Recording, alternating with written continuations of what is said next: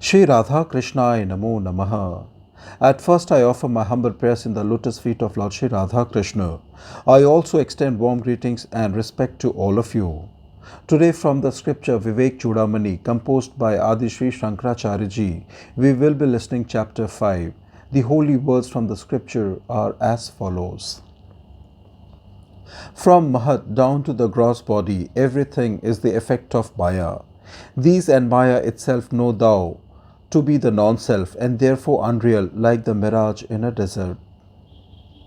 Now I am going to tell thee of the real nature of the Supreme Self, realizing which man is freed from bondage and attains liberation. There is some absolute entity, the eternal substratum of the consciousness of egoism, the witness of the three states and distinct from the 5 sheets of covering. 5 sheets are defined as something consisting respectively of Anaya, Ananya, which is matter, Prana, which is force, Manas, which is mind, Vijnana, which is knowledge, and Ananda, which is bliss. The first comprises this body of ours, the next 3 make up the subtle body or Sukshma Sarira, and the last the causal body, Karana Sharira. The Atman referred to in this shloka is beyond them all. These koshas will be dealt with later on. Which knows everything that happens in the waking state, in dream and in profound sleep, which is aware of the presence or absence of the mind and its function, and which is the background of the notion of egoism, that is that, which itself sees all, but which no one beholds, which illumines the intellect and the like, but which they cannot illumine, that is that, by which this universe is pervaded, but which nothing pervades, with shining all this universe shines at its reflection, that is that, by whose very presence the body, the organs, mind and intellect keep to their respective spheres of actions like servants, by which everything from egoism down to the body, the sense objects and pleasure and the like is known as palpably as a jar, for it is the essence of eternal knowledge. This is the innermost self, the primeval Purusha, whose essence is the constant realization of infinite bliss, which is ever the same, yet reflecting through the different mental modifications and commanded by which the organs and pranas perform their functions. In this very body, in the mind full of sattva, in the secret chamber of the intellect, in the akasha known as the unmanifested, the Atman of charming splendor shines like the sun aloft, manifesting this universe through its own effulgence.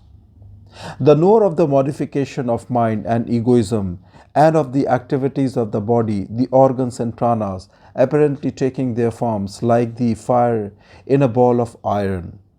It neither acts nor is subject to change in the least. It is neither born nor dies. It neither grows nor decays, nor does it undergo any change. Being eternal, it does not cease to exist even when this body is destroyed, like the sky in a jar. The Supreme Self, different from the Prakriti and its modifications of the essence of pure knowledge and absolute, directly manifests this entire gross and subtle universe in the waking and other states as a substratum of the persistent sense of egoism, and manifests itself as the witness of the buddhi, the determinative faculty. By means of a regulated mind and the purified intellect, realize directly thy own self in the body so as to identify thyself with it. Cross the boundless ocean of samsara, whose waves are birth and death, and firmly established in Brahman as thy own essence. Be blessed. Identifying the self with this non-self, this is the bondage of a man, which is due to his ignorance and brings in its train the miseries of birth and death. It is through this that one considers this evanescent body as real, and identifying oneself with it nourishes, bathes and preserves it by means of agreeable sense objects, by which he becomes bound as the caterpillar by the threads of its cocoon. One who is overpowered by ignorance mistakes a thing for what it is not. It is the absence of discrimination that causes one to mistake a snake for a rope, and great dangers overtake him when he seizes it through that wrong notion. Hence, listen, my friend, it is the mistaking of transitory things as real that constitutes bondage. This veiling power or avriti, which preponderates in ignorance, covers the self, whose glories are infinite and which manifests itself through the power of knowledge, indivisible, eternal, and one without a second, as Rahu does the orb of the sun. When his own self, endowed with the purest splendor, is hidden from view, a man through ignorance falsely identifies himself with this body, which is the non-self, and then the great power of Rajas, called the projecting power, sorely afflicts him through the binding fetters of lust, anger, and the like. The man of perverted intellect, having his self-knowledge swallowed up by the shark of utter ignorance, himself imitates the various states of the intellect, as that is its superimposed attributes, and trips up and down in this boundless ocean of samsara, which is full of the position of sense enjoyment, now sinking, now rising, a miserable fate indeed.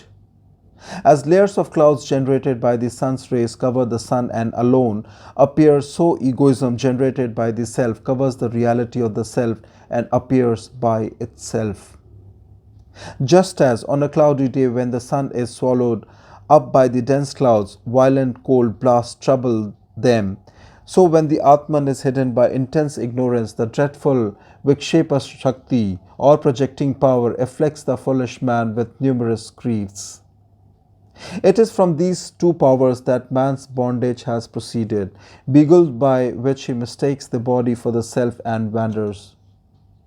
Of the tree of samsara, ignorance is the seed, the identification with the body is its sprout, attachment, its tender leaves, work its water, and body its trunk, the vital forces its branches, the organ itself twigs, the sense objects its flowers.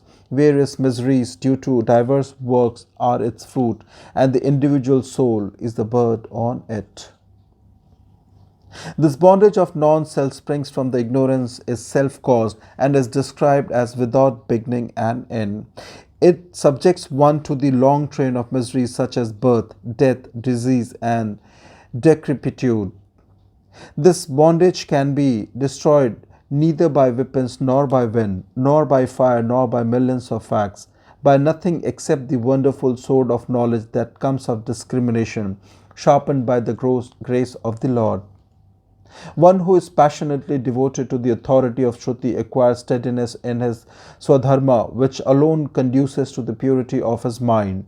The man of pure mind realizes the Supreme Self, and by this alone samsara, with its root, is destroyed.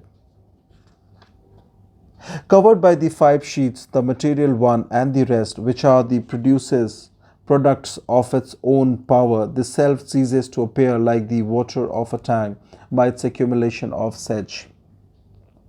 On the removal of that sedge, the perfectly pure water that allays the pangs of thirst and gives immediate joy appears unobstructed before the man.